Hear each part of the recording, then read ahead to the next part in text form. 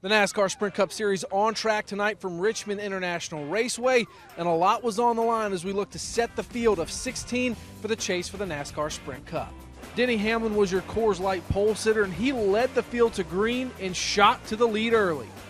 But on lap 11, Ryan Blaney had his chase bubble burst. The driver of the Wood Brothers 21 got into the wall hard early on in the race. Blaney, who needed a win to qualify for NASCAR's playoff, would see those chances end in the early running. On lap 95, Jeff Gordon was involved in an incident with Ryan Newman and Chase Elliott. Gordon comes down on Newman and gets loose and into his teammate Chase Elliott, who was also fighting for a chase spot. Elliott gets into the wall, and we would see another chase hopeful have trouble in the early going at Richmond.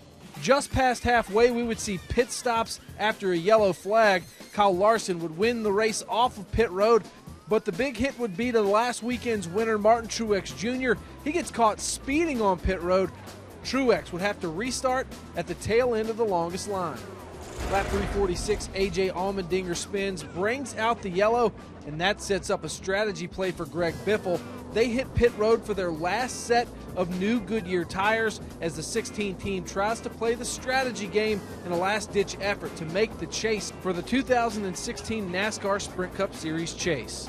Just under 50 laps to go, Ryan Newman and Tony Stewart make contact. That wreck collects David Reagan, Dylan Lupton, and Carl Edwards, and that would end any chance of Ryan Newman making the chase, but it helps Chris Buescher's cause because David Reagan's day would end after that wreck as well.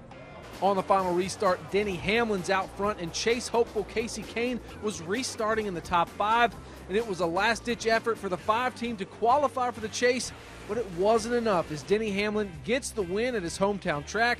But the big story was the chase, and there were some fresh faces in this year's field, and we have 4 first-time chasers in the field with Kyle Larson, Sunoco Rookie of the Year candidate Chris Buescher, Chase Elliott, and Austin Dillon.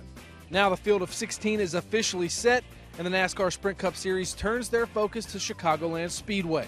For NASCAR.com, I'm Jonathan Merriman.